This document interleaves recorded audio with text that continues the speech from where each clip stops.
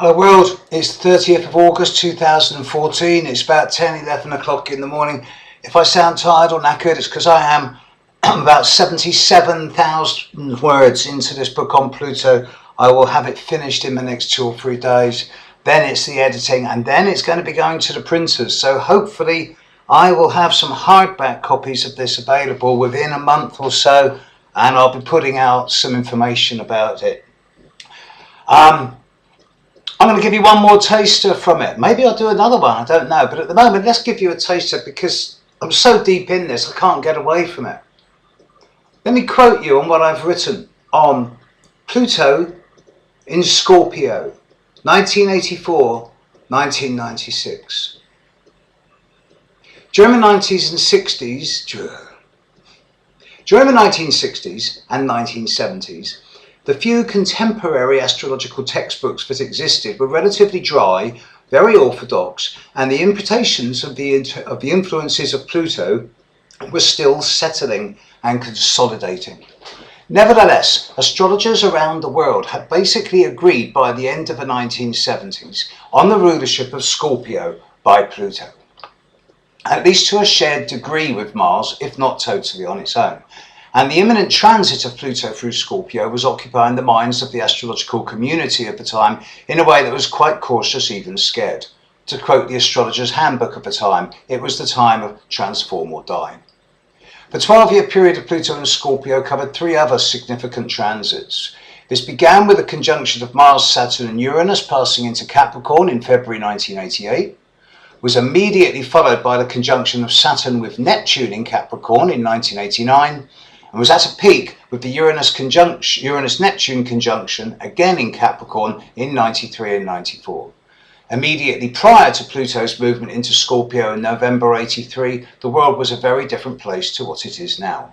Astrologically, the previous 12 months have been dominated by a long conjunction of Saturn with Pluto at the end of Libra, but in many ways curtailed, obstructed and blocked the emerging signs of Plutonic transformation. Saturn flirted with the beginning of Scorpio before retrograding back into Libra and reporting to Pluto one last time, and then finally the scene was set. By the end of 1983, and for the next 2 years, both Saturn and Pluto were going to be passing through Scorpio. There would be no prisoners taken. In terms of manifest developments, there are 2 striking examples of this time. In the United Kingdom, there was a near 2-year strike by the mining community of the country against the union reforms of Thatcherism. This involved pitched battles between mounted police and large groups of miners in ways that were almost reminiscent of a civil war. Certainly the only time in living memory involving mounted charges on British soil. And yet the astrological analogy is so clear here. The mining community, which suffered tremendous hardships in its struggle against reforms, was working in the dark bowels of the earth, bringing the black gold from the depths of the underworld to the surface. While Pluto and Saturn, the transformer and the rebuilder, were entering Scorpio intent on reform. There was only going to be one ultimate winner there. And of course, this was also the time of the Sexual Revolution Chapter 3, AIDS and related phenomena. For a decade, fear of transmitted diseases reached a high not seen since the morally oppressive times of the 1950s, and particularly in the non-heterosexual communities, a culture of both ultra-caution and its opposite, total hedonism, emerged. Only as Pluto began to leave Scorpio in the mid-1990s was it seen that AIDS was not quite the terror or the killer it had been presumed to be, and that properly managed, many if not most sufferers continue to live a healthy lifestyle. One of the side effects of this was a much more open and informed attitudes towards contraception became obvious worldwide, especially in television and newspaper outlets. From mid-88 to early 91, Saturn was in its own sign of Capricorn, whilst Pluto was in its own sign of Scorpio, a time strangely reminiscent of the time of writing now, with Pluto in Saturn's sign of Capricorn whilst Saturn is in Pluto's sign of Scorpio. It was during this influence at the end of the 80s and the corresponding conjunction of Saturn with Neptune that the first codings were postulated that would eventually become the internet. It was also the time of both the fall of the Berlin Wall and Tiananmen Square. Looking back on 1989-90, it can be seen as one of the most radical and forcibly transformative times in modern history, as dominoes seem to tumble one after the other.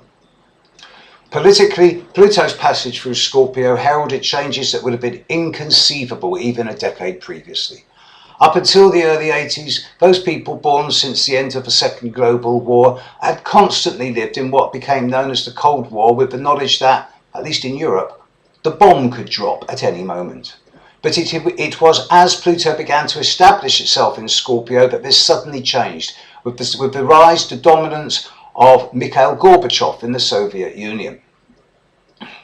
He brought with him the policies of glasnost, openness, and perestroika, restructuring, again appropriate with Saturn in Scorpio at the time. This in a stroke diffused the Cold War and was the start of the dismantling of the Soviet Empire.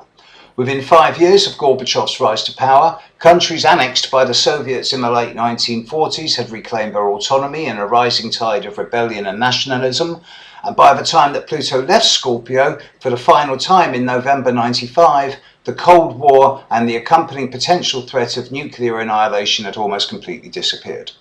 However, as one threat receded, so another developed, and in 1990, many countries of the world united to engage the forces of Saddam Hussein and Iraq in the First Gulf War, perhaps a shot across the bows for times to come. In terms of individual experience, the generations born with Pluto in Scorpio have become increasingly capable of yes, no, black, white decisions as their peer group reaches a degree of prominence. It is the generation that has changed the way that value is manifested in the world and how money is managed. Individuals with a prominent Scorpio Pluto have rewritten the rule books when it comes to words like efficiency, ruthlessness, incision, and psychology. There you go, folks. Hope that was interesting. Book will be out soon. Cheers. Bye.